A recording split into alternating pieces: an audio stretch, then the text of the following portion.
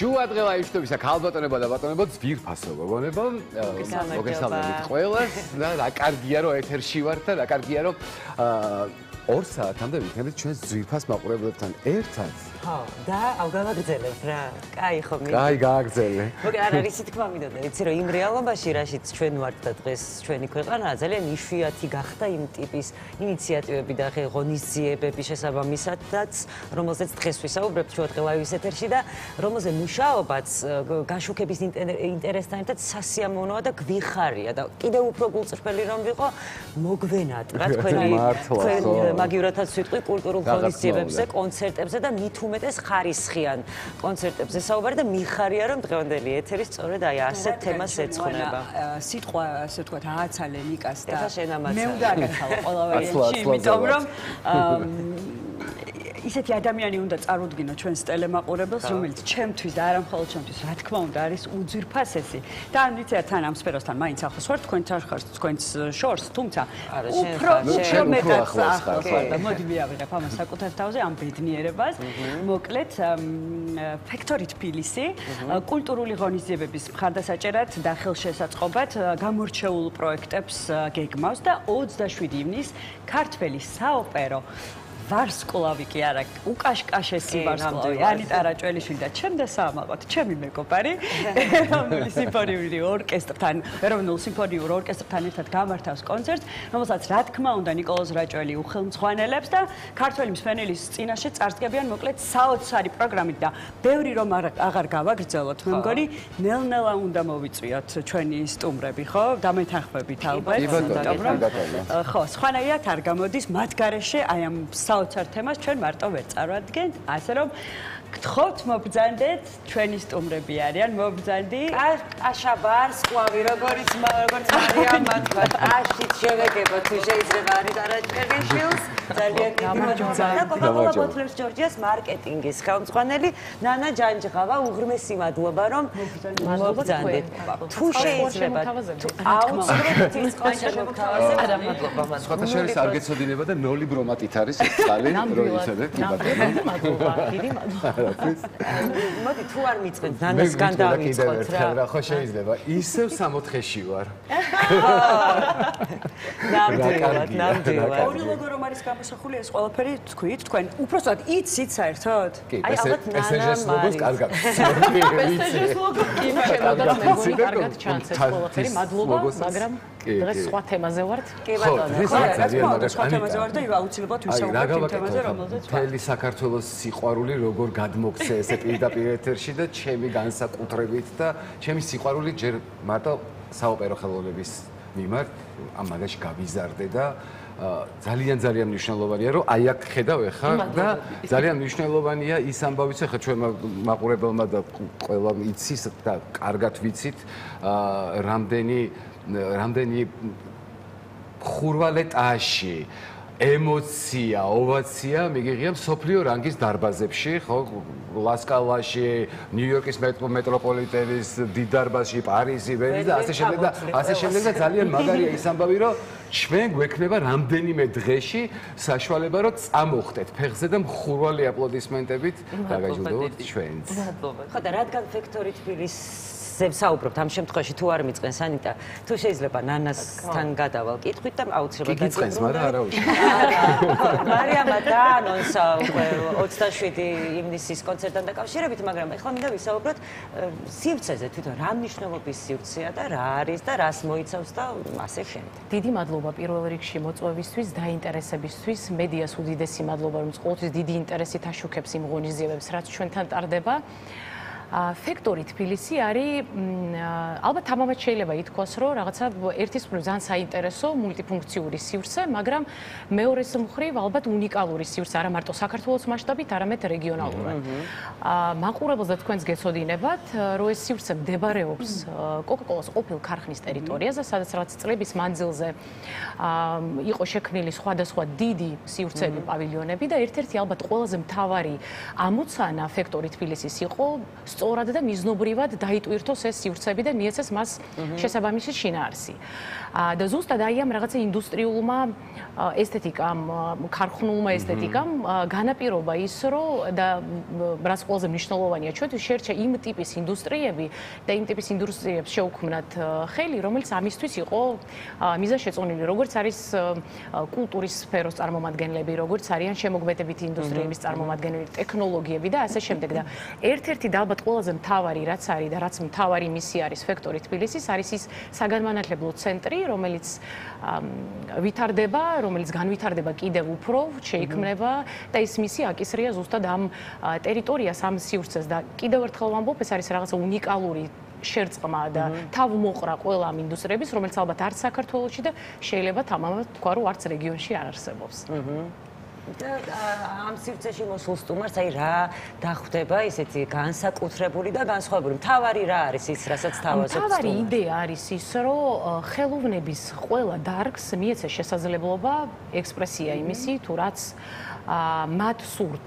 ეს იქნება გამოფენა, კონცერტი, პერფორმანსი, რაღაცა საგანმანათლებლო მიმართულებით, ვორქშოპები და ასე შემდეგ, ეს ყველაფერი თავს იყრის მან და ნებისმიერ ვიზიტორს აქვს უფლება როგორც საჯაროდ მივიდეს, ასევე შესაბამისად რაღაცა შეიძინოს ბილეთი, მაგალითად არაჩვეულებრივი ანიტას კონცერტზე, რომელიც მადლობა ჩვენთან გაიმართება 27 ივნისს, ძალიან ვამაყობთ ამით და ძალიან გვეამაყება და ჩვენც ძალიან ველოდებით მოკლედ ამ დღეს და შესაბამისად ყველა ეს სფერო, რომელიც ასე თუ ისე ამ ყველაფერთან არის შეკრული, მით უმეტეს ამ ალბათ ისტორიულ და კულტურულ კონტექსტში, რომელშიც ჩვენ ყველა ახლა ვარსებობთ, ალბათ ძალიან მნიშვნელოვანია, რომ კულტურამ ზუსტად ხარი დაუჭიროს კულტურას და გააძლიეროს ამ კუთხით.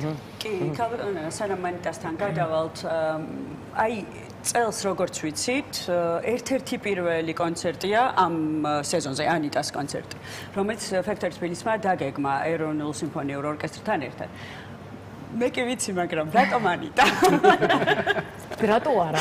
არა, პირიქით გამიზონების აღარ, იმიტომ რომ მე კი მაქვს ჩემი პასუხი, მაგრამ მე არ ვარ ამ შემთხვევაში რესპონდენტი. ჩვენ უნდა გავუსვათ ხაზი მის უდიდეს მარიამ, იცით როგორც ამ სივრცემ იმ ვთქვათ, ისტორიულ მონაკვეთში რაშიც მოღვაწეობს, ეხლა უკვე არაერთ რაღაცა კულტურულ ღონისძიებას უმასპინძლა. იქნებოდა ეს მოდის კვირეული, იქნებოდა ეს კულტურის კვირეული, რომელიც ერთ-ერთი დაემთხვა სხვათა შორის ომს უკრაინაში და შესაბამისად ამის მხარდასაჭერად იყო გამართული. ორივე ამ, ვთქვათ, ესეთი დიდი პროექტის, არა მარტო, ვთქვათ, საქართველოს მეშვეობაში საერთაშორისო პროექტის დამფუძნებელი სოფო ჭყონია, რომელიც ამას აკეთებდა ძალიან დიდი ხანი და აკეთებს ძალიან ხარისხიანად. გადავწყვეტეთ, რომ წელს შესაბამისად ეს არის ერთ-ერთი ესეთი ინიციატივა, რომ რაღაცა ქართულ კულტურასაც მივცეთ შესაძლებლობა, რომ გაძლიერდეს ზუსტად კულტურის მეშვეობით. და ეს სეზონი ზუსტად დავიწყეთ იმით, რომ ყვავდა უკვე ერთ-ერთი ძალიან ცნობილი შვედი მომღერალი, არაჩვეულებრივი პერფორმანსით, რომელიც ჩატარდა ჩვენთან ჯეი იოჰანსონი, მაგრამ მაინც ვთვლით, რომ ის უნიკალური ჟღერადობა, რაც აქვს ანიტას და რაც თვითონ არაჩვეულებრივად მოყვება იმას თუ რას უნდა ელოდოს ქართულმა მსმენელმა, რა თქმა უნდა ეროვნულ სიმფონიურ ორკესტრთან ერთად დირიჟორ ნიკოლოზ რაჭველის ხელმძღვანელობით არაჩვეულებრივ საღამოს დაველოდები და ჩვენც ზუსტად მაგის მოლოდინში ვართ და იმედია რომ ძალიან მისიამოვნებთ. იმედი კი არა დარწმუნებული ვარ თამაში აბსოლუტურად. ანიტას მინდა ორი კითხვა დაგისვა რა. ერთი ის რომ როგორია ანიტასთვის და ხა ჩამოვთვალე ხო მეტროპოლიტენი, ლასკალა, ასე შემდეგ ასეთი ლამაზი დიდი ჭაღებით ამბები და უსმათ ვართ ფექტორიში. აბსოლუტურად განსხვავებულ სივრცეში და კიდევ ერთი კითხვა როგორია რა განწყობა და რა ემოციებია როცა ქართულ მაყურებელს უნდა შეხვდე არის თუ არა რაღაც სხვაობა? ძალიან დიდი სხვაობაა ჩემთვის პირადად, რომ ყოველთვის ყველაზე უფრო ემოციურია სამშობლოში გამოსვლა, ჩემი საყვარელი მსმენელის წინაშე გამოსვლა, ვიცი რომ ბევრად უფრო კრიტიკულია. ის ფაქტორიც არის, რომ სიყვარულს გამოხატავენ, უზარმაზარ სიყვარულს გამოხატავენ, არ იშურებენ არანაირი ტიპის ემოციას და ეს რა თქმა უნდა ჩემ გამოსვლას ძალიან ემოციურს ხდის. ყოველთვის ვამბობ, რომ ჩვენთვის მომღერლებისთვის და მარიამი დამეთანხმება, სცენაზე დგომა არის ღირებული და არის ემოციური მხოლოდ იმიტომ რომ ჩვენ იქედან ვღებულობთ აი ამ უდიდეს სიყვარულს და რაც უფრო მეტ დადებით ენერგიას გრძნობ მაყურებლისგან, მით უფრო მეტად ხვდები, რომ ესე იგი შენი პერფორმანსი არის წარმატებული და რაღაცას ისეთს აკეთებ, რაც ადამიანებში იწვევს დადებით და ესეთი აღმაფრთოვანებელ ემოციას და ჩვენი ასე ვთქვათ, კვება, ცხოვრებისეული, ენერგეტიკული კვება არის სწორედ იმ მსმენელის ენერგია, რომელიც სცენაზე მოდის უხვად. ჩაგიკითხებთ შეიძლება. ქართველი მსმენელი შენთვის არის განსაკუთრებული თუ მაინც მსმენელი? არა, მსმენელი არ არის და იმიტომ ჯესტი ყველა ეროვნებას თავისი ემოციურობის ასე ვთქვათ, საზომი აქვს და ბევრი არის რაღაცა ძალიან თავშეკავებული, ძალიან ემოციური, იტალიაში კვერცხებს ისვრიან თუ არ მოწონხარ, ანუ აი რაღაცა ისეთი ასპექტებია, ანუ პამიდრებსაც ხო ლასკალას ლოჯონედან აქედან გამომდინარე, ჩვენთან არ ისვრიან კვერცხებს, არ ისვრიან პამიდრებს, საბედნიეროდ. თუმცა უზარმაზარი სიყვარული მოდის ჩვენი მსმენელისგან, რომელიც არიშურებს არასდროს იმ სიყვარულს, რომ დაგანახოს ნამდვილად, რომ უყარხარ, ძვირფასი ხარ მისთვის. ძალიან კრიტიკულიც არის ამავდროულად, არა? და ამიტომაც ჩემთვის ყველაზე ამაღელვებელი მაინც არის ხოლმე აქ გამოსვლა, იმიტომ რომ ვიცი, რომ აი პატარა რაღაცა ისე რო არ წავიდეს, არ დამალავენ, გამოამჟღავნებენ, აი რაღაცა არ მოეწონა. პულისებშიც მოვლენ და აუცილებლად აი რაღაცა დღეს გაციებული ხო არის. ანუ არის ეგეთი შემთხვევები, რაც კიდევ უფრო აღმოფრთოვანებელია ჩემთვის, რომ ცხოვრებაში ძალიან დიდ პატივს ვცემ გულახდილობას და ეს ღიაობას ადამიანისას და არ მიყვარს სიყალბე. აი წარმოუდგენელ აგრესიას იწვევს ჩემთვის ადამიანის სიყალბე და აი ესეთი პირდაპირი ემოცია მსმენელისგან, რომელიც მართლა მარტო საქართველოში გვაქვს, იმიტომ რომ სხვაგან მოერიდებათ. ჩვენთან არ მოერიდებათ. მოვლენ კულისებში და გეტყვიან, რაღაცა ის მაღალი ნოტი დღეს ვერ აიღე კარგი. ხო და აქედან გამომდინარე, რა თქმა უნდა, განსაკუთრებულია და განსაკუთრებულია აი ამ ძალიან საოცარ სივრცეში გამოსვლა, იმიტომ რომ პირველ რიგში რაღაცა ტრადიციულ ჩარჩოებს ვხდებით და ეს არ არის დავუშვათ ფილარმონია, ეს არის საოპერო თეატრი, ეს არის ურბანული სტილის ფანტასტიკური დარბაზი, სადაც არაჩვეულებრივი კონცერტები და ღონისძიებები ტარდება და აი თვითონ არქიტექტურაც ამ ადგილის და თვითონ ეს სივრცე, ჯესტი არაჩვეულებრივი აკუსტიკა აქვს. წავედით, ნახეთ, ვესტუბრეთ სოფოს, ნახეთ სივრცე, დავათვალიერეთ, სანამ დავგეგმავდით კონცერტს და აღფრთოვანებული დავრჩი ამ ადგილის აკუსტიკით. და ვიდექით მე და ჩემი მეუღლე და სინჯალის აკუსტიკას. ვაკეთებდით და აღფრთოვანებულები ვიძახით, რომ რაკა აკუსტიკა, გახმოვანებაც კი არ შეიძლება არ დაგჭირდეს ადამიანს. ნუ რა თქმა უნდა, იქ ორკესტრი ყავს და გარეხმაური და ასე შემდეგ. ყველაფერი თავის ზეგავლენას ახდენს აკუსტიკაზე, მაგრამ იმ გახმოვანებითაც იქნება არაჩვეულებრივი ხარისხის პერფორმანსი, იმიტომ რომ მართლა უწყობს ადგილი ხელს იმ აკუსტიკით საოცარი პერფორმანსის ჩატარებას. თბილისი არის ადგილი, სადაც სიამოვნებით იმუშავა. ნამდვილად, უდიდესი სიამოვნებით. ძალიან ბევრჯერ გქონიათ ნიკა რაჭველთან, ნიკოლოზ რაჭველთან ერთად გიმუშავიათ ძალიან ბევრჯერ, მაგრამ მაინც მაინტერესებს, აი როგორია მასთან მუშაობა? ყველაზე კომფორტული ალბათ ვისთანაც კი მიმუშავია საერთოდ. და გეტყვით რატო, ანუ გარდა იმისა, რომ ნიკა არაჩვეულებრივი მუსიკოსია, არაჩვეულებრივი ადამიანია, არაჩვეულებრივი კომპოზიტორია თვითონ. ნიკას აქვს ძალიან საოცარი აღქმა იმ კონტაქტის, რაც მუსიკოსთან არის აუცილებლად საჭირო. ნიკა გრძნობს, სად მიდიხარ, ნიკა გრძნობს, როგორ აიღებს უმთქვას, ნიკა გრძნობს თუ რაღაცა ისე არ მიდის ფრაზაში და დახმარება გჭირდება. ანუ ნიკა არის ბოლომდე 1000%-ით შემსრულებელთან. ნებისმიერი სახის იქნება ინსტრუმენტი თუ ხმა, ნიკა არის შენთან ერთად. და აი ამ მუსიკაში რომ ცხოვრობს და ეს რომ შეუძლია, ეს ხდის მას ერთ-ერთ ყველაზე გამორჩეულ დირიჟორს და მუსიკოსს, რომელთანაც მომღერალმა შეიძლება ითანამშრომლოს და მუსიკოსმა ზოგადად. ან იცი ამ დაკითხო, აი ყოველთვის, როდესაც შენს კონცერტებს ვესწრებოდით, ეს იქნებოდა ფილარმონია თუ სხვადასხვა ადგილები, ყოველთვის რაღაც განსაკუთრებულს და ახალს გვთავაზობთ. და ჩემთვისაც კი, რომელმაც ზეპირად ვიცოდი შენი შესაძლებლობები შეიძლება ითქვას, ჩემთვისაც კი ყოველ კონცერტზე, ყოველ სპექტაკლზე ახალი აღმოჩენებით ვიყავი სავსე. ისეთი არის თვითონ თქვენი ფაქტორი, რომ ამ შემთხვევაში გაძლევს საშუალებას მგონი, მე ესე ვფიქრობ, რომ კიდევ ახალი ექსპერიმენტებით წარსდგე მაყურებლის წინაშე. არის რამე იგეგმება მსგავსი ექსპერიმენტი? კი, ექსპერიმენტი იგეგმავს ზუსტად მარის სივრცის გამო, იმიტომ რომ ამ სივრცეში, რა თქმა უნდა, არ მოგინდება რომ მარტო კლასიკური მუსიკა შეასრულო, მოგინდება რომ სხვა რაღაცეებით ექსპერიმენტო, ასე ვთქვათ. და შესაბამისად, მე და ნიკა გავაცოცხლებთ რაღაცეებს, რაც უკვე შესრულებული გვაქვს ერთხელ თბილისში და ეს Crossover the World ქონდა მე მგონი 10 წლის წინ ფილარმონიაში ასეთი კონცერტი, სადაც Broadway-ის და ჯაზ მუსიკა ქონდა, არა მარტო ოპერა და ოპერაც ცოტა ჯაზური გადახვევით, ასე ვთქვათ. აუ როგორი საინტერესო და ეს სწორედ ეს ხდება Factory-შიც, ხდება ის, რომ ჩვენ ვიწყებთ საოპერო მუსიკით, ტრადიციული ორიგინალური შესრულებით და ნელ-ნელა უკვე გადავინაცვლებთ, არ ვიტყვი კომპოზიტორებს და ნაწარმოებს, მაგრამ ისე სუბუქი სპოილერი. ხო, სუბუქი სპოილერი არის ის, რომ არ გელოდებათ მხოლოდ საოპერო მუსიკა, რომელიც ბევრისთვის საყვარელია, მაგრამ ბევრისთვის ნაკლებად საინტერესო, ვიდრე დაუშვათ სხვა ჟანრის მუსიკა, იმიტომ რომ ყველას თავის გემოვნება აქვს, ყველას განსხვავებული სტილი უყვარს და შესაბამისად გვექნება სიურპრიზებიც, რა თქმა უნდა, ამ პროგრამაში, იმიტომ რომ არის რაღაცები, რაც ჯერ არ შეგვესრულებია და არის რაღაცები ახლები, რაც გადავწყვიტეთ მე და ნიკამ, ძალიან საყვარელი და ძალიან ცნობილი მსმენელისთვის სიმღერები, რომელიც შესრულდება ამ კონცერტში. რა კარგია, რა კარგია. ფაქტორით დაიწყე და ფაქტორით გავაგრძელოთ. ანიტას 27-ის დიდებულ საღამოზე უკვე ვარ. ხედავ ჩემ თავზე. რა იგეგმება კიდე ფაქტორი რასაოცარ და იქნება თუ არა ესეთი ღონისძიებები რეგულარული, იმიტომ რომ ხო იცი რომ მართლა გჭირდება. ამას აი ყველა ძალიან კარგად ხვდებით, რომ ესეთი საღამოები გჭირდება. ალბათ ცოტა მეც თქო ბოლომდე არ ვიტყვი და გავაგრძელებ ანიტას პოზიციას ამ თვალსაზრისით, ხო.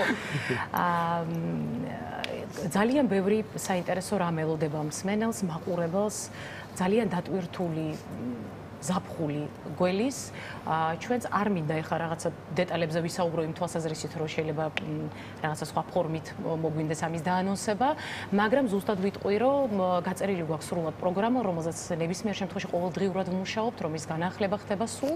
მთელი ზაფხულის მანძილზე აუცილებლად ექნება მსმენელს, ვიზიტორს, მაყურებელს შესაძლებლობა გაეცნოს კულტურის ნებისმიერ სფეროში საინტერესო პროექტებს, იქნება ეს ხელოვნება, მუსიკა, მოდა, ასე შემდეგ, ამით გავაგრძელებთ და გვპირდებით, რომ ძალიან ბევრ კარგ და საინტერესო პროექტს იხილავს მაყურებელი ჩვენ. ანუ მათთვის ვინც ვერ ვახერხებთ ქალაქიდან გასვლას, ზაფხული შეგვიძლია რომ კარგად კულტურულად გავატაროთ? კი ბატონო, სავსებით, ძალიან საინტერესო და სისტემატიური სახე აქვს ამ სისტემატიური სახე ექნება, ეს შეიძლება რაღაც არ იყოს კონკრეტული დღეები, მაგრამ თვეში რამდენჯერმე იქნება აუცილებლად საინტერესო პროექტი ყველა სფეროს შემოქმედებითი ინდუსტრიის გარშემო, რაც არსებობს საქართველოში წარმოდგენილი.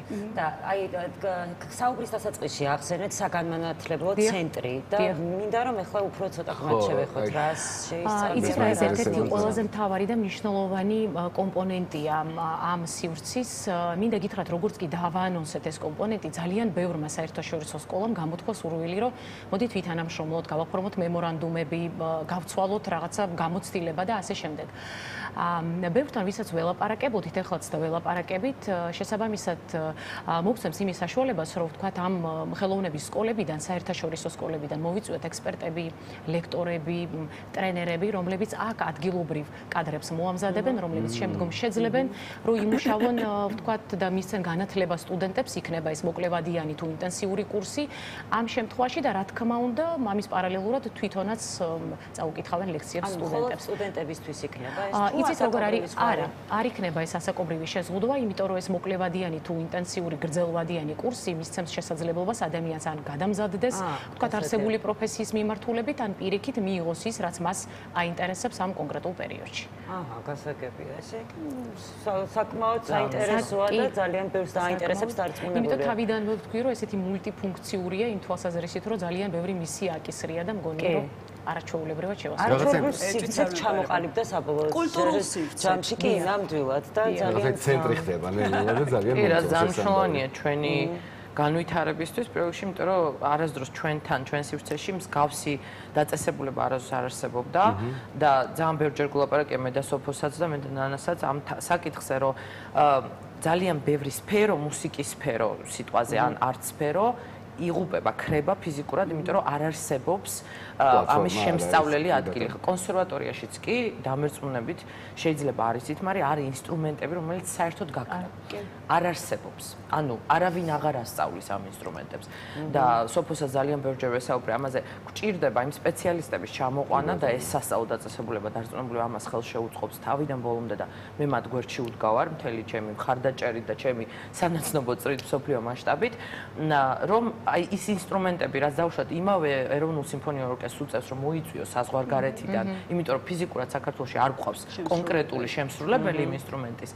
აუცილებლად ეს ტრადიცია კვლავ უნდა აღორძინდეს და ჩვენი არაჩვეულებრივი წარმოუდგენელი და გაუთავებელი მუსიკალური ნიჭით არ შეიძლება რომ ჩვენ გვყავდეს ასეთ დეფიციტში ან საერთოდ არ გვყავდეს რომელიმე მნიშვნელოვანი ინსტრუმენტის შემსრულებელი და ეს ეხება რა თქმა უნდა ყველა ხელოვნების სფეროს იცით რომ ანუ აღრთოვანებულია მართლა მთელი მსოფლიო და სულ მაგაზე მესმის ლაპარაკი რომ ასეთმა პატარა ერმა როგორ მოვახერხეთ და ამდენ სფეროში მივაღწიეთ წარმატებას. პროცენტულად შეუსაბამისობა აბსოლუტური რანაირად ვახერხებთ ყავდეს მერაბი ყავდეს დაუშვათ ის ლიზა ბათიაშვილი ხატია ბუნიათიშვილი თუ აი ნებისმიერი გინც ხვიჩა კვარაცხელია და ასე შემდეგ ხო გენიალური ნიჭიერი სპორტსმენები მუსიკოსები დიზაინერები მხატვრები და რა ვიცი რომელიმე სფერო არის რომელიც ჩემ მსოფლიო ჩემპიონები ანუ მამდვილად და შოქში ასე განსაკუთრებით ბოლო წლებში რაღაცნაირად აფეთქდა განსაკუთრებით ბოლო წლებში და იცი რა არის კიდე ის რომ ძალიან ბრძოლისუნარიანი ერი ვარ და მართლა არ უნებდებით არასდროს და ვიძახეთ სულ რომ არ უნდა დავნებდეთ მიუხედავად სიდუხჭერის გაჭირვების მძიმე სოციალური თუ პოლიტიკური თუ ეკონომიკური სიტუაციის საქართველოში რაც სამწუხაროდ რეალობაა და ესეა არ უნდა გავჩერდეთ და სოფო აკეთებს მასთან ერთად სწორედ ამას აკეთებს სოფო ჭყონია რომ ცდილობს რომ რითმი ცხოვრების რითმი ქვეყანაში მიუხედავად იმ ძალიან სერიოზული პრობლემებისა რაშიც გავდივართ ყველა და ვცხოვრობთ ამით ყოველდღე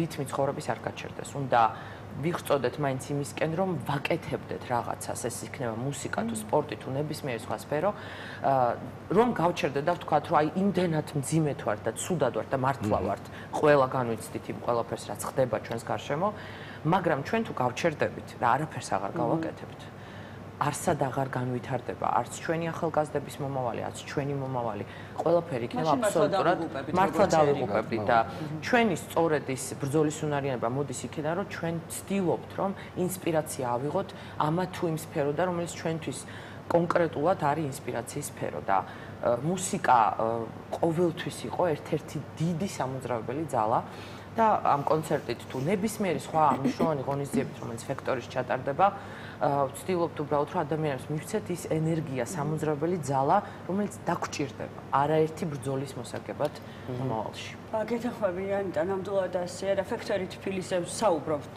ახლა ამ წუთას და რა თქმა უნდა სოფოს ძალიან დიდი მადლობა იმისთვის რასაც აკეთებს ამ მიმართულებით თუმცა აქვე არ შემიძლია რომ არ აღვნიშნო და ამას კომპლიმენტად არ ვამბობ ნამდვილად არ შეიძლება არ აღინიშნოს კოკა-კოლას როლი ზოგადად და დამსახურება ყველა სფეროში აბსოლუტურად ეს არის სპორტი, კულტურა თუ სადაც არ უნდა გაიხედო ნამდვილად კოკა-კოლა პირველ რიგში და თვალწინ და ეს არის ძალიან დიდი მნიშვნელობა ნამდვილად დიდი საქმეა საქართველოს თვის და ალბათ დამეთახმებით ესეთი მხარდაჭერის გარეშე ვერ გააკეთებ მართლა ბევრი ხელოვანი და ბევრი ადამიანი ვერ ის სპორტსმენი საბოლოოდ კულტურა გადაგვარჩენს როცა გადაგვარჩენს და ამისთვის კოკა-კოლას ძალიან დიდი მადლობა რომ კულტურას ყოველთვის გვერდში უდგას და სოფოს კიდე ანუ ხო შეიძლება რომ რაღაც პროექტები იყოს უბრალოდ ლამაზი და კარგი არის და არის არა ლამაზი, კარგი და ძალიან სასარგებლო თან და მნიშვნელოვანი, ხო?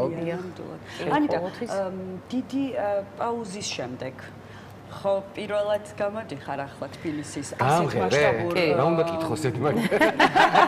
მასშტაბურ მსმენელთან. კი, იმიტომ რომ ბევრი მაინც იცავთ, რომ ბავშვის გაჩენის მერე საკმაოდ დიდი პაუზა ავიღე, პლუს ჩემი ბოიკოტი დაემთხვა წინა კულტურის მინისტრს, რომელთანაც ვთქვი, რომ სანამ შეუფერებელი კულტურის მინისტრი ეყოლება ჩვენ სფეროს, იქამდე ჩემი ფეხი არ დადგებოდა სცენაზე და ასეც შევასრულე ბოლომდე გავაკეთე და ეს კონცერტი არის პირველი ბოლოს 3-4 წლის მანძილზე, რომელიც ტარდება სწორედ Factory თბილისში, სწორედ იმიტომ რომ სოფოსთან ძალიან დიდი თანამშრომლობა და მეგობრობა გვაკავშირებს და ამდენი ხნის მერე ჩემთვის საკმაოდ ისეთი ამაღელვებელი მომენტია, ცოტა სანერვიულოც, იმიტომ რომ დიდი ხანია თბილისის სცენაზე ამდგარო, თუმცა დავბრუნდი დაუშვათ პროფესიაში შარშან ნოემბერში და დავიწყე უკვე სიმღერა და აქტიურად დავფრინავდა მღერი ყველგან, მაგრამ რა და არ მინდა რომ დამავიწყდეს.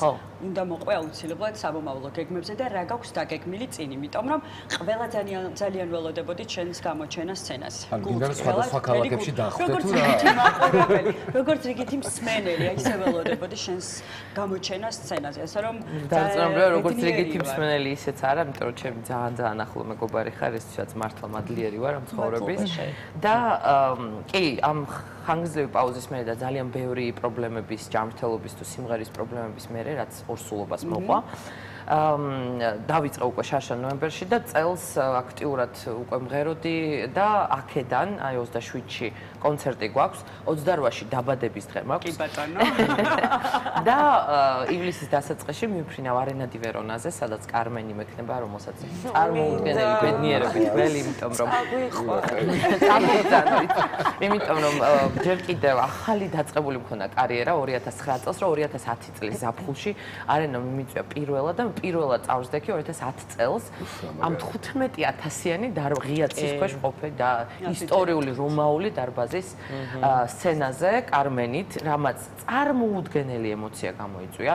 თქვენ ვერ წარმოგიდგენიათ, რას ნიშნავს გამოსვლა ამ უზარმაზარ სივრცეში და ხმის ამოღება, პირის გაღება და ანუ უმიკროფონო სივრცეა, აკუსტიკური სივრცეა და ხვდები რომ შემღერი და 15,000 ადამიანის შენ წინაშე თამაშობდა ეს ზეფირელის ფანტასტიკური კარმენის დადგმა, ულამაზესი კოსტუმებით და დეკორაციებით და წელს სწორედ იგივე დადგმას შევასრულებ, წარმოუდგენელი ემოციები მაქვს. 2010-ის შემდეგ იგივე დადგმა არ გიმღერია? ძალიან ბევრჯერ მიმღერია და თითქმის ყოველ წელს ბრუნდებოდი არენა დი ვერონაზე, კარმენით და აიდას ვღეროდი და კიდევ ბევრი სხვა სპექტაკლი მაქვს დამღერი, მაგრამ აი ძალიან სიმბოლურია ჩემთვის წელს აი ამდენი წლის მერე ხო რაღაცა დაბრუნების ტოლფასია, რომ კვლავ არენაზე ვბრუნდები კარმენით და მღერი კარმენს და მაგას მოყვება უკვე რაღაც პატარა ტურნესავით მაქვს, ანანე ტრეპკოსთან მაქვს გალა კონცერტები, ძალიან დიდ დილასთან ერთად, რომელიც ჩემი ახლო მეგობარიც არის და იტალიის მასშტაბით? გერმანიაში, ბერლინის ვალბიუნეში გვაქვს ძალიან დიდი დარბაზია, ესეც ღია დარბაზია, უზარმაზარი და რეგენსბურგში მეორე კონცერტი, სადაც მუზეუმის ეზოში ტარდება ეს ყველაფერი, ულამაზესი ძველი მუზეუმია და იქ აკეთებენ გალა კონცერტებს და მაქვს ასევე დაგეგმილი ტიროლის ფესტივალზე იონას კაუფმანი ხელმძღვანელობს უკვე ძალიან ცნობილი გერმანელი ტენორი ამ ფესტივალს და მის ფესტივალზე მაქვს კამერული მუსიკის კონცერტი დაგეგმილი. ჩემი მარიამი მართალი აღმოჩნდა. ღირს დახვედრა ყოველთავაში კი. არა, კარმენს კი დავესწრებოდი ძალიან დიდი სიამოვნებით. მარტო კარმენს, ნიკა კარმენს უნდა დაიწყო და რეკლამა. ისეთი სივრცეა და არა, ეს რაღაცა ზღაპარია, მართლა ვერ წარმოუდგენელი სილამაზეა. თვითონ ქალაქი ხო წარმოუდგენლად ლამაზია და არენა დი ვერონაში რაღაცა ეს რომაული რაღაცა სილამაზე რო დგას აი შუა ქალაქში და იქ შიგნით რომ გაქვს საშუალება რომ სცენაზე იდგე და მღერო და ეს არის პრივილეგია ნამდვილად. გახობთ რამდენ კაცს იტევს ფექტორის სივრცე? 15,000 ვერა, მაგრამ ისიც რა, მე მგონი 15,000-აც, იმიტომ რომ მართლა ვერა, მოგინდა კი კვადრატი მეტრი, ძალიან დიდი ტერიტორია შესაბამისად ძალიან ბევრს. ძალიან ბევრს. ძალიან ბევრს. მე დარწმუნებული ვარ, ძალიან ბევრი ვიქნებით. ძალიან გაგვიხარდება. რა თქმა უნდა, თქვენს გვერდით ვიქნებით, ერთად შევხვდებით შემდეგ უკვე ანიტას დაბადების დღეს და იცით არ მეპარება რომ ფექტორი თბილისი ბევრს საინტერესო ღონისძიებას და კონცერტს და ასე შემდეგ უმასპინძლებთ, ასე რომ წარმატებები. დიდი მადლობა რომ ჩვენთან ერთად თქვენ. სოფო მადლობა, ვიცი რომ არ გიყვარს, მაგრამ მაინც. დიდი მადლობა რომ ჩვენთან ერთად იყავით. ძალიან დიდ წარმატებებს გისურვებთ, რა თქმა უნდა და მე იმედი მაქვს რომ ჩემი კოლეგები შემოmiერთდებიან და 27-ში ერთად ხესტუმრებით საოცარ საერთოდ არ მეუბნებიან რომ აუცილებლად. ასე რომ ყველა გავდივართ. დარაზმულები ვართ. ჩვენ კი ამასობაში სულ ცოტა ხნით შევისვენოთ რეკლამა ვაყურებით და ჩვენს მაყურებელს ძალიან კარგი ბალანსი და მალე დაგებრუნდეთ. დროებით. რა კარგხასიათს დავბრუნდით პირდაპირ ეთერში. აუ ძალიან მიყვარს ესეთი ეთერები, რაღაცნაირად კარგ ამბავს რომ ამცნობთ ხოლმე ჩვენს ტელემაყურებელს, არა? არ მეთანხმები. სულ სხვანაირად, სულ სხვანაირად. ხო და კარგი ამბები თუ გავაგზავნოთ? გაგზავნით. მიდი, აბა გაგზავნით. რა უნდა ხა ჩაუждდება და ყველაფერი მოუნდება, ხო იცი, ყველა იქიდან იქიდან მისვლა. მისვლა, ყველა რჩევის მიღება და ასე შემდეგ. ყველა ანალიზის გაკეთება. და მე რა ვარ ხოლმე შენი ექიმიანა? ჩემი პირადი ექიმი ხარ შენ და შენი პირადი ექიმი და ჩვენი პირადი ექიმი არის ეგ უნდა მეკითხო ძალიან ცუდი არჩევანია და ჯობია ისე მარია ხეხებულიძეს უსმინო. ვიდრე ერთმანეთს რაღაც საინტერესო სტუმარი ყავს მე როგორც ვიცი როგორც ყოველთვის რა თქმა უნდა. და მოდი ექიმის რჩევები მოვისმინოთ. აუცილებლად მოვისმინოთ. კი ბატონო, გთხოვთ. რუბრიკას წარმოგიდგენთ ავერსის ბრენდი დეკლარი. დეკლარი, შვეიცარიული კოსმეტიკა ქალისა და მამაკაცის მგრძნობიარე კანისთვის. მოგესალმებით ძვირფასო ტელემაყურებლებო. დღეს წინ ძალიან საინტერესო რუბრიკა გველოდება, თუმცა სანამ უშუალოდ თემაზე შევჩერდებოდე და ჩვენ სტუმარს წარგიდგენდეთ, მანამდე შეგახსენებთ, რომ რუბრიკა ექიმის რჩევების სპონსორია შვეიცარიული პრემიალური ხაზის ბრენდი დეკლარი, რომელიც სპეციალურად შექმნილია მგრძნობიარე კანისთვის. დეკლარი ეს არის ბრენდი 45 წლიანი გამოცდილებით, რომელიც პოზიციონირებს მსოფლიოს ბაზარზე და ეს არის ბრენდი, რომელიც მთლიანად ორიენტირებულია შედეგზე.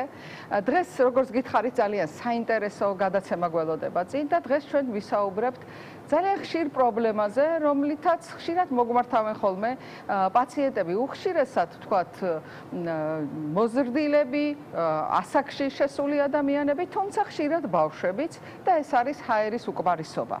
ქოშინი, ჰაერის უკმარისობა, სუნთქვასთან დაკავშირებული პრობლემები. დღეს ჩვენ ვისაუბრებთ, რა შეიძლება იყოს ამისი გამომწვევი მიზეზი, როგორ უნდა მივხვდეთ, თქვათ, რამ შეიძლება გამოიწვიოს, როდის უნდა მივმართოთ აუცილებლად ექიმს და შესაბამისად როგორ უნდა ვუმკურნალოთ ამ პრობლემას. და დღეს ამ თემაზე სასაუბროთ, ჩვენთან სტუდიაში სტუმარი არის ექიმი თერაპევტი, პროფესორი, კლინიკური ექსპერტი, ქალბატონი მაკაბულეიშვილი, რომელიც ძალიან კარგი რესპონდენტია, თქვენ ყველა კარგად იცნობთ მას და ძალიან დიდი მადლობა ქალბატონო მაკა სტუდიაში მობრძანებისთვის და მოდით განმარტოთ რა არის ეს ხშირი ჩივილი, ქოშინი და ჰაერის უკმარისობა და რა შეიძლება იყოს ამ პრობლემის უკან, ანუ რა შეიძლება იყოს მისი გამომწვევი მიზეზი. პირველში მადლობა თქვენ, იმიტომ რომ მართლაც ასევე ძალიან საინტერესოა თქვენთან ერთად ყოველთვის იმ უმნიშვნელოვანესი ინფორმაციის მიწოდება მოსახლეობისათვის, რაც თუნდაც ახლა დღევანდელი თემა.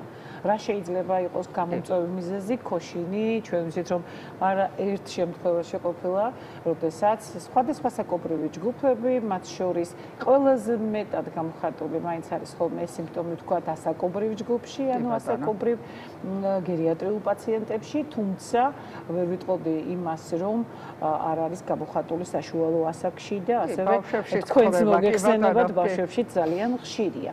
მაგრამ მიზეზი არის ძალიან მრავალფეროვანი და მიზეზის დადგენა ყოველთვის არის ძალიან მნიშვნელოვანი, იმიტომ რომ ჰაერის უკმარისობა, ქოშინი ხშირად ასოცირდება, რომ იგი მხოლოდ მაინც და მაინც არის კარდიოლოგიური პრობლემა და ბავშვებთან ხოლმე ყველაზე ხშირად ამბობენ, რომ აი სუნთქვასთან დაკავშირებული პრობლემა აქვს, ესე იგი აუცილებლად სასუნთქი სისტემაა. აუცილებლად სასუნთქი სისტემა, ან ზედასასუნთქი სისტემა, ან ხომ არ არის რაიმე საგანგაშო ნიშანი რომელიმე კონკრეტული დაავადების დასაწყისის.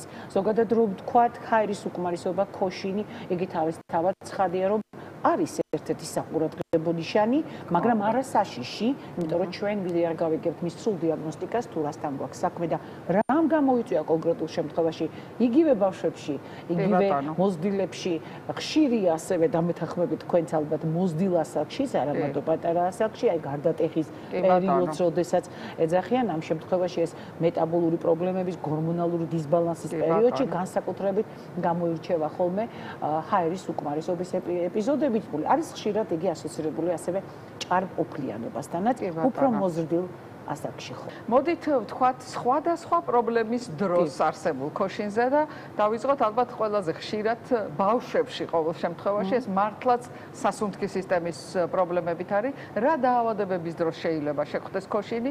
ასეთ შემთხვევაში და ვთქვათ სუნთქვის გაძნელება და ასეთ შემთხვევაში სხვა რა ნიშნებია, რომელიც შეიძლება გვაფიქრებინოს, რომ ეს სწორედ არის სასუნთქის სისტემასთან დაკავშირებული. ზოგადად როგორც დასაწყისში ვთქვით, ქოშინი მაინც და მაინც ასოცირდება სასუნთქის სისტემის, პულმონოლოგიურ პათოლოგიებთან, რესპირატორულ სისტემის პათოლოგიებთან და ასევე ასოცირდება კარდიოლოგიურ პათოლოგიებთანაც და შეიძლება ვთქვათ, რომ ნამდვილად არის ერთ-ერთი გამოხატული სიმპტომი და შეიძლება ვთქვათ, რომ იმდენად მსგავსია ეს ორი სიმპტომი, ამ ორი სისტემის სიმპტომი, რომ ხშირ შემთხვევაში ამის გარჩევა ჩვენ აუცილებლად გვიწევს.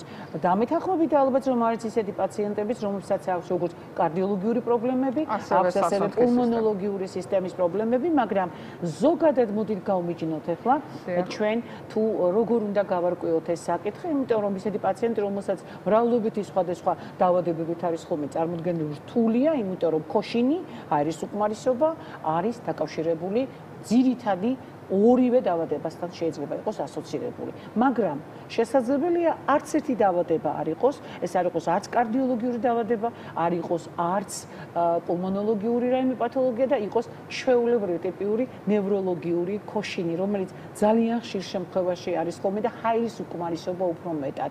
აი სუნთქვის ტიპსაც გააჩნია, როგორ წარმოგიდგენს პაციენტი, რომ რას ეძახის იგი ჰაერის უკმარისობას და რას ეძახის იგი ანუ ქოშინს. ამავე დროს კარდიოლოგიურ პაციენტებში გადაადგილების დროს აღინიშნება მოგეხსენებათ მცირე მანძილზე დაკავშირებული ასოცირებული მცირე მანძილზეც კი შესაძლებელია რომ იყოს. ამავე დროს შეიძლება მოსვენების მდგომარეობაში იყოს ძილის დროსაც მოგეხსენებათ კარდიოლოგიურ პაციენტებში იძულებითი ჯდომარე მდგომარეობაც კი აქვს, პოზაც კი აქვს, შეიძლება ასე ვთქვათ, იმიტომ რომ ქოშინი ძლიერდება ასეთ შემთხვევაში, კი ბატონო. შემთხვევაში მაგალითად იგივე რომ ავიღოთ ფილტვების ქრონიკული ობსტრუქციული დაავადებების დროს, ფილტვების ქრონიკული ობსტრუქციული დაავადება, ეს მოგეხსენებათ, ეს არის ქრონიკული პათოლოგია, თვითონ სიტყვაც გვეუბნება, რომ აქ ხდება სერიოზული ობსტრუქცია, ობსტრუქციის ხარისხის დადგენა არის ამავე დროს ძალიან მნიშვნელოვანი, იმიტომ რომ არ ნიშნავს ფილტვების ქრონიკული ობსტრუქციული დაავადება, რომ მაინც და მაინც აი გამოხატული უნდა იყოს სერიოზულად ქოშინი და ჰაერის უკმარისობა. რატომ? იმიტომ რომ გააჩნია რომელი ხარისხის არის იგი ჩატარებული კვლევის საფუძველზე. რა კვლევა უნდა ჩავატაროთ და როგორ უნდა გავიგოთ, გვაქვს თუ არა ჩვენ ფილტვების ობსტრუქციული დაავადება, გვაქვს თუ არა პულმონოლოგიური პრობლემები, ან თქვათ კარდიოლოგიური პრობლემა. კარდიოლოგიური, როგორ გავმიჯნოთ და გავაკეთოთ დიფერენცირებული დიაგნოსტიკა,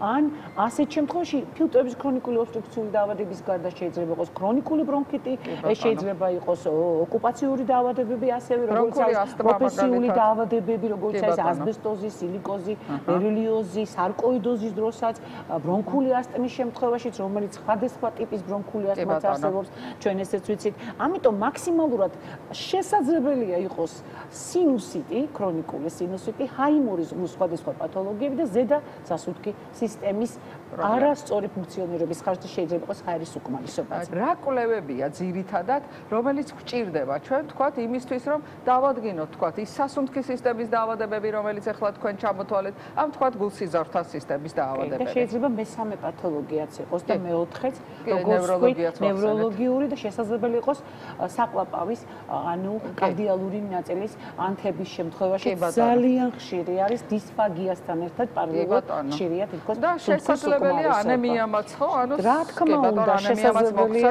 იყოს კლინიკა. კუჭის გასტრიტი, ეს იყოს ეროზიული გასტრიტი, პეპტიური წყული, ან იყოს დუოდენიტი. რას ვაკეთებ? გასამიჯნად ვაკეთებ, თებას გამოვკითხავთ კარგად პაციენტს და შემდგომში პირველი რიგის კვლევა. მაინც ყველა ვარიანტში ეს არის კარდიოგრამის გადაღება, იმიტომ რომ ელემენტალური შეხედულება მიეცეს ექიმს, რასთან გვაქვს საქმე. რა თქმა უნდა, მანამდე უნდა მოხდეს პულსის დათვლა, მანამდე უნდა მოხდეს ის ფიზიკური შემოწმება, წნევის გასინჯვა, შეიძლება წნევის მატება ამ პირიქით დაკლებამაც, ანუ ჰიპოტონიამაც და ჰიპერტენზიამაც გამოიწვიოს აღნიშნული სიმპტომი ქოშინის. ანუ ბევრი სიმპტომია ძალიან და თუ კი ჩვენ ვხედავთ, რომ პულმონოლოგიური პრობლემაც გვაქვს, რას ვაკეთებ? რა თქმა უნდა, აუსკულტაციას, პერკუსიას და შემდგომ აუცილებლად არის რენტგენი, რაც უმნიშვნელოვანესია პირველი რიგის კვლევაა ყოველთვის გუკერდის რენტგენი ფილტვების პათოლოგიების დროს, როგორიც იყო მაგალითად ფილტვის ქრონიკული ობსტრუქციული დაავადება, ბრონქიტი და შემდგომ სხვადასხვა სახის ფილტვების პულმონოლოგიური დაავადებები და სპირომეტრია, რომელიც არის აი ნამდვილად ფილტვის ფუნქციის განსაზღვრელი და ობსტრუქციის ხარისხის მაჩვენებელი. და ალბათ ოქროს სტანდარტი თუ ეს არის თქვა ქრონიკული ობსტრუქციული დაავადება. ჩვენ ამას ვნახულობთ, უკვე ჩვენ ვიცით რომ ამ ეტაპზე რამ გამოიწვია კონკრეტულად ქოშინი. ქალბატონმა, თქვენ ახლა ახსენეთ აქ, რომ აი ხშირად არის, როდესაც მოდის პაციენტი, რომელსაც აქვს კარდიოლოგიური პრობლემა, აქვს თქვა ფილტვთან დაკავშირებული პრობლემა, რა თქმა უნდა, ქრონიკული პრობლემების ხვედრითი წილი იზრდება ასაკთან ერთად, ესეა.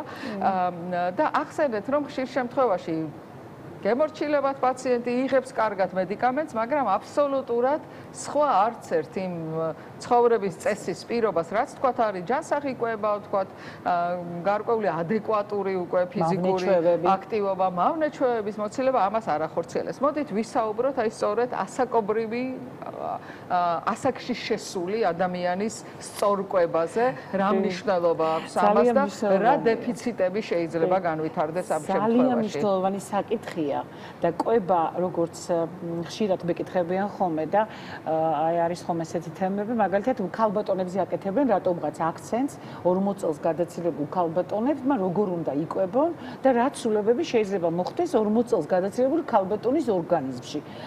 ეს არ არის მხოლოდ 40 წელს გადაცილებული ქალბატონების პრობლემა, კვების საკითხი თქვენ აბსოლუტურად ბრძანეთ, სწორად ყველა ასაკში, ბავშვთა ასაკში რაოდენ მნიშვნელოვანია. უმნიშვნელოვანესია. რა თქმა უნდა, თქვენ არ შეგეშლებათ ის ახლა პედიატრებს და ნამდვილად სწორ ინფორმაციას აწვდით, რომელ ასაკში როგორ უნდა იკვებოს და შესაბამისად ხდება წონის კორექცია ასაკის კორექციასთან. ეხლა ჩვენ როდესაც ყავს 15 წლის ბავშვი და ის არის 95 ან 100 კილოგრამი, ეს რა თქმა უნდა გამოიწვევს უსაზღვრო რაოდენობით პათოლოგიების განვითარებას.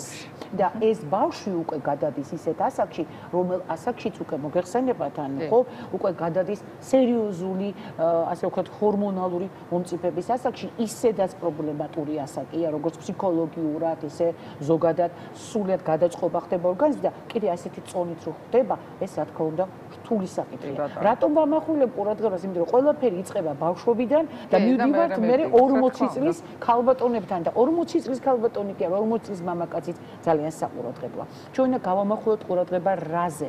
კვება რატომ არის მნიშვნელოვანი? იმიტომ რომ უყურეთ, როდესაც მაგალითად ადამიანს აქვს კარდიოლოგიური პრობლემები. მოგეხსენებათ ის მავნე-ჩვევები, რომლებიც ძალიან აი დღევანდელ დღეს შეიძლება ითქვას, რაც უნდა პროპაგანდა გაუწიო და ეძახო და მაინც და მაინც თხოვ ადამიანს, რომ თქვენთვის, მაგალითად ფილტვების ქრონიკული ობსტრუქციული დაავადების შემთხვევაში, თქვენთვის ეს არის პირველი მტერი. იმიტომ რომ თქვენ როდესაც თამბაქოს მოხმარებასთან დაკავშირებით, როდესაც იცი, რომ უკვე ფილტვების ქრონიკული ობსტრუქციული დაავადებისკენ მიდიხარ, ქრონიკული ბრონქიტი გაქვს 40 წლის ადამიანს და მოგეხსენებათ ფილტვების ქრონიკული ობსტრუქციული დაავადება, ასაკობრივი დაავადება. სამწუხაროდ ეს არ არის დაავადება, რომელიც სრულად ინკურნება, ხო? ამიტომ ჩვენ უნდა ვისწავლოთ მასთან ცხოვრება, თუმცა უნდა ვისწავლოთ ისე, რომ ჩვენი ცხოვრების ხარისხი არ დაირღვეს. და გაახალგაზრდავდა. ამას ვამბობ, გაახალგაზრდავდა. და ამავე დროს ფილტვების ქრონიკული ობსტრუქციული დაავადება, იგი მთავრდება რით ბოლოს? იგი მთავრდება ფილტვის ფიბროზით. ამიტომ ამას, როდესაც უხსნი ადამიანს და ეუბნები, რომ ასეთი პრობლემა გაქვს და არ შეიძლება, თან არის ჭარბი წონა ყველა ასეთ ადამიანს, გულის პრობლემები აქვს, თუმცა ჰიპოქსიის პრობლემა აქვს, თავისთავად ცხადია და ამ შემთხვევაში ორი სისტემა ერთობლივად და გულთან მიმართებაში უსაზღურავდა დისლიპიდემია, ათეროსკლეროზი, არტერიული ჰიპერტენზია უკვე გამოხატულია ახალგაზრდა ასაკში. ეს ქალბატონი იქნება თუ მამაკაცი იქნება, განსაკუთრებით ქალბატონებზე, იმიტომ აკეთებენ ხოლმე აქცენტს, რომ 40 წლის შემდგომ რო იწყება ესტროგენის დეფიციტი და პოსტმენოპაუზური პერიოდი, ეს ჩვენ ისედაც ვიცით რა ხდება ესტროგენის დეფიციტის ხარჯზე, ელასტიურობა კლებულობს სისძარღვის, რა თქმა უნდა არტერიული ჰიპერტენზია სიმპტომურია ასეთ შემთხვევაში, რაც არ უნდა მაქსიმალურად დაიცვას ქალმა აი ის კვების სწორი რეჟიმი, რომელიცაც ურჩევთ ხოლმე ამ ასაკში, მაინც გარკვეულწილად გარკვეული პერიოდი წონის მატება, განსაკუთრებით აბდომინალური ცხიმის მატება ხდება. თუმცა არ უნდა მოხდეს, ასე რომ ვთქვათ, აი ხშირად მოდიან და იძახიან ხოლმე, რომ წონა იმ დონეზე გამიქცა, რომ უკვე ამას ვეღარ იჭერ. ანუ თუ მაგალითად ხარ შეიძლება იყოს 70 კილოგრამი, შეიძლება მოიმატო 7-8 კილოგრამი, მაგრამ ეს არ უნდა იყოს 20 კილოგრამი. ამიტომ ხდება რა, ხდება მე მთელი რიგი პრობლემების ჩამოყალიბება. ამიტომ კვებას ყოველთვის მე ვამბობ, რომ ასაკობრივ კვებას თავის მნიშვნელობა აქვს. დაავადებებიდან გამომდინარე კვებას თავის მნიშვნელობა აქვს. აი წარმოვიდგინოთ ქალბატონო მაია, როდესაც არის ქრონიკული ბრონქიტიანი პაციენტი. ადამიანი, რომელიც თამბაქოს მოიხმარს, ეუბნები რომ აქვს ხველა. ნუ აქვს ხველა, რა თქმა უნდა, მშრალი ხველა აქვს, მაგრამ ძალიან ხშირად ხდება, როდესაც იგი ხდება უკვე ანთების და სხვადასხვა სახის ვირუსების მიმღები, ხო, დაბალია მისი იმუნური სისტემა. ამავე დროს რეკომენდაციას უწევ, რომ ცხარე საკვები, ასეთ შემთხვევაში ძალიან ცხარე საკვები, რა თქმა უნდა, გამაღიზიანებელია, ხო, როდესაც თუ ალერგიული ფონიც აქვს. არა, მაინც ხშირ შემთხვევაში ეს ძალიან ხშირი პრობლემა არის სამწუხაროდ, როდესაც კვებას ეხება, არ არის ხოლმე ამ რეკომენდაციების და მავნეჩვევებთან დაკავშირებით ალბათ მით უმეტეს ამ რეკომენდაციების დაცვა იოლი, თუმცა მოდით უთხრათ ჩვენს მაყურებელს, რომ ეს აუცილებელია, განსაკუთრებით იმ შემთხვევაში, თუ მათ აქვთ ესეთი მუდმივად გამოხატული ადვილად დაღლა, ქოშინი მცირე მანძილზე გადაადგილების დროს აუცილებელი არის ერთის მხრივ ჯანსაღი ცხოვრების წესის დაცვა, თუმცა ასევე აუცილებელია მაშინვე ექიმთან ვიზიტი და გარკვევა თუ რისი ბრალია ეს პრობლემა, რომ შემდგომ სწორად მოხდეს ამ პრობლემის მოგვარება. ძალიან დიდი მადლობა ქალბატონო მაკა, ძალიან საინტერესო საუბრისთვის და ჩვენს მაყურებელს ტრადიციულად ჯანმრთელობას ვუსურვებ. რუბრიკას წარმოგიდგენთ ავერსის ბრენდი დეკლარი. დეკლარი, შვეიცარიული კოსმეტიკა ქალისა და მამაკაცის მგრძნობიარე კანისთვის. ძალიან საინტერესო რჩევები ქონდათ, როგორც ყოველთვის. ხო, აკი მითხარი და ნამდვილად დაგემოწმები, ჩემო ნიკა და ჩემო ანა, შენ ყვაყოფილი ხარ ქალბატონი მაიას და მისი სტუმრის რჩევები? თავარია შენ იყო ყვაყოფილი. შენზე გვაქვს სწორება ანა. კი, როგორც ყოველთვის ძალიან ყვაყოფილი ვარ და ძალიან დიდი მადლობა მინდა გადავუხადო. და ესე ყვაყოფილად მინდა ეხლა რომ ჩვენს ტელემაყურებელს შევთავაზოთ აუცილებლად სანახავი საინფორმაციო გამოშვება, რის შემდეგაც ძალიან მალე დაგიბრუნდებით, რა თქმა უნდა, არ უნდა გადავთოთ. პირველები ჩვენს ეთერში.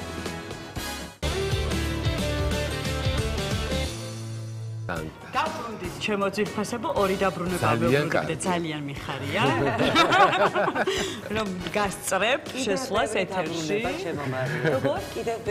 კიდევ ბევრი დაბრუნება ერთად თქვენთან ერთად ჩემო ანა. იცი, შევამჩნიე სანამ შევიდოდით ეთერში, ტელეფონი გეჭირა და სკროლავდი სოციალურ ქსელს. აი ხა რაც უნდა ილაპარაკო, ხო და რაც როგორი ადამიანიც უნდა გავასწრო ჩვენს ტელემაყურებელს და მისი საქმიანობა. ძალიან დიდი ხანია უკვე მინდა რომ აი რამენაირად მაქამდე მივიდე და მაგას მივაღწიო რომ სოციალურ ქსელებში ჯერ აქტიური ვიყო, გავაქტიურდე. შემდეგ რაღაც კონტენტების კეთება და შემდეგ ხო რა თქმა უნდა. ვერაფრით ვერ ვისწავლე. ფაქტორი ხო, ნამდვილად, იმიტომ რომ ზიზის რჩევები მინდა. აუ, ზიზის რჩევებს აუცილებლად მოვისმენთ ერთად დღეს რა თქმა უნდა სიუჟეტიდან და სწორედ ამის გაჟღერება მინდოდა ეხლა რომ სოციალური ქსელები ნამდვილად არის დღეს არა მხოლოდ გასართობ სივრცე, არამედ ბევრისთვის უკვე ახალი პროფესიისა და რაღაცა შემოქმედების და შემოსავლის წყაროა, რაც მთავარია და მოკლედ ჩვენი სიუჟეტის რომელიც უკვე ახსენა ნიკამ ზიზი ამირანაშვილი სწორედ არის ნამდვილად ამის მაგალითი, პროფესიით იურისტია, თუმცა დღეს cosplay-ის ჟანრში ქმნის უნიკალურ ვიზუალურად დასამახსოვრებელ კონტენტს და აი ამ გზით შეძლო სწორედ მან ახალი თავი დაეწყო თავის ცხოვრებაში და ძალიან საინტერესო ხო, ნამდვილად ძალიან საინტერესო ადამიანია და თავისი ჰობი აქცია უკვე რაღაცა თავის საქმიანობად. დანარჩენს და ჩემზე ბევრად საინტერესოდ და კარგად, რა თქმა უნდა, გავიგებთ სიუჟეტიდან, ასე რომ აუცილებლად უნდა ნახოთ ახლა ჩვენთან ერთად ზიზიზე ძალიან ასე ვთქვათ ინფორმაციული სიუჟეტი. გთხოვთ. Sounds like this.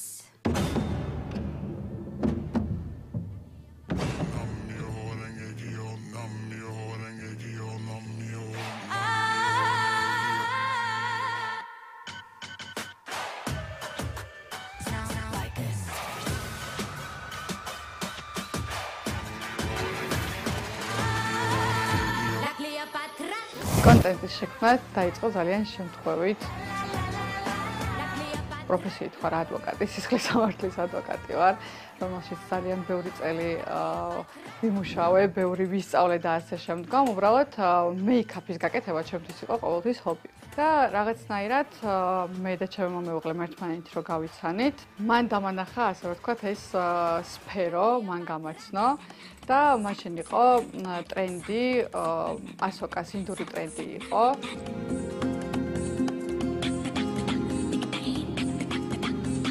რასაც ქვია ჩემი ჭამა რომ მოდი გავაკეთოთ და მოდი აბა გადავიღოთ და ნუ ძალიან მეშინოდა. ძალიან დიდ აუდიტორიას უნდა ენახა და რაღაცნაირად მქონდა იმის მომენტიც რომ აუ რო გადავიღო და მე ეს ჩემი კლიენტები ნახავენ მაგას და იქავე პროკურორები ნახავენ და სხვა ადვოკატები და ნუ რაღაცნაირად მქონდა ეს აი მორცხლობის მომენტი მქონდა და შიშის მომენტი და ნუ რაღაცნაირად გადამალახინა. გადავიღეთ ეს პირველი ასოკას ტრენდი, რამაც ძალიან დიდი ბუმი გამოიწვია, აი რაღაცა ის კატასტროფა მოხდა, რასაც ქვია TikTok-ზე.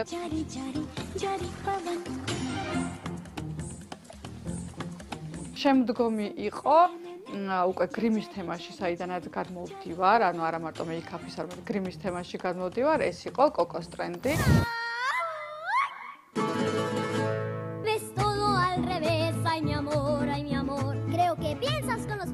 აი მსოფლიო აიტაცა, რასაც ქვია და 4 მილიონი ნახევარი ნახვა ჰქონდა მაგ ვიდეოს.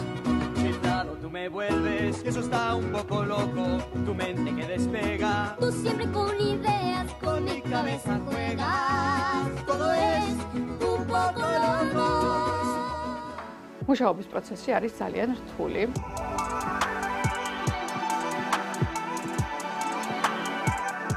ყველაზე მინიმუმ გადაღების პროცესი მიმდინარეობს 5 საათი.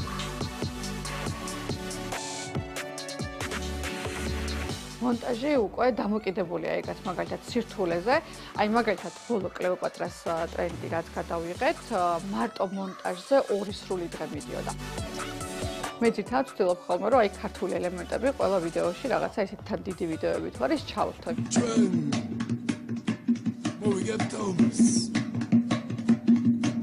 ჯერო გამოწერებსაც უხარიათ და მე თუ გლობალზე გავიდა ვიდეო, რატომაც არა რომ შენი ქვეყანა გამოაჩინო.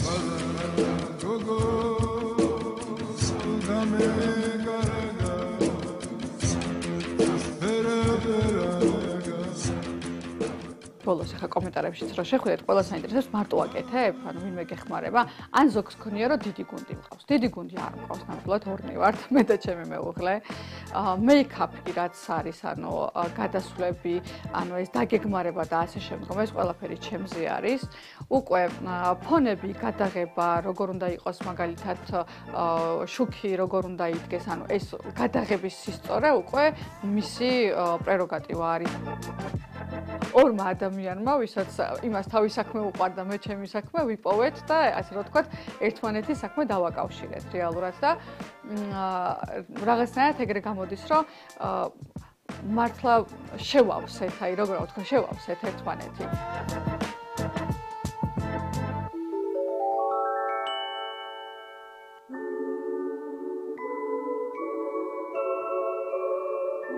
ჩემი ცხოვრება მართლა 180 გრადუსით არის შეცვლილი, იმიტომ რომ ძალიან ბევრი კომპანია, როდესაც გწერს სერიოზული კომპანიები და გეუბნებიან, რომ აი მე მინდა რომ შენთან და შევხვდა კონტენტი და ნუ თავიდან იყო შოკი, რომ აი მე მომწერეს და ანუ არ არსებობს, რომ აი ამ კომპანიამ მომწერა და აი უნდათ რომ ყველაში რეკლამა დამიკვეთონ და ასე შემდგომ, ანუ ეს იყო ძალიან უცხო და ძალიან დიდი ადრენალინია.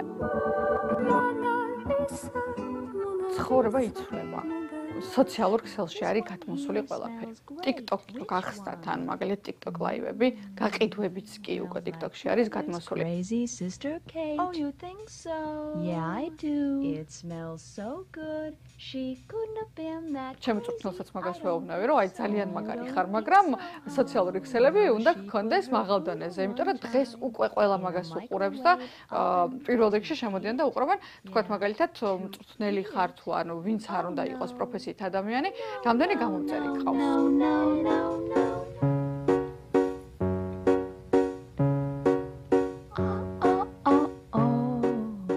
ახალი ბლოგერები ვინც არიან მაგალითად, ბევრი არის რომ წერს, რომ მაგალითად აი რას მირჩევ, როგორ მირჩევ და ასე შემდგომ. მე ურჩევდი რომ მაგალითად არ უნდა გაჩერდნენ. შეიძლება იყოს ჩავარდნებიც და აუცილებლად იქნება ეგეთი ჩავარდნებიც და მეც მქონია და მიფიქრია რომ всё აღარ გავაკეთებ, всё აღარ გავაგრძელებ, საერთოდ შევეშვები, მაგრამ გამიგრძელებია 1, 2, მე-10 გამიკეთებია და თავის შედეგი მაინც გამოუღია. მე მჯერა ბედის და სულ მაგას ვიტახი რომ ის რაც შენი ბედი არის, აი კარზე მოგიკაკუნებს და ყოველთვის ან ცხოვრება მიგიყვანს იმ კონდიციამდე და დაგანახებს საით უნდა წახვიდე.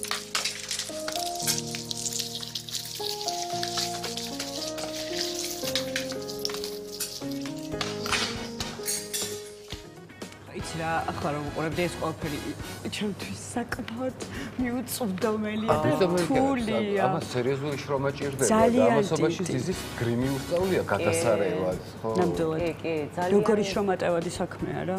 კი, შრომატევადით და თან ძალიან კარგად გამოსდის და ოჩახ ზიზი ძალიან მაგარი გოგო ხარ და ასე გააგრძელე წინ ბევრი წარმატება გელის დარწმუნებული. ხო, ცოტა პირღიები გიყურებდით. ხო და აბა ჩვენ ხვალამდე ხომ დავემშვიდობთ ჩვენს ტელემოყურებელს, რა სიტყვით? კი ბატონო, ძალიან სასიამოვნო ეთერი გამოვიდა ჩემი აზრით დღეს. არანაკლებ კარგი და საინტერესო ეთერი გვექნება, მე დარწმუნებული ვარ. ხვალ. ასე რომ ხვალამდე. ხვალამდე გემშვიდობებით. კარგად.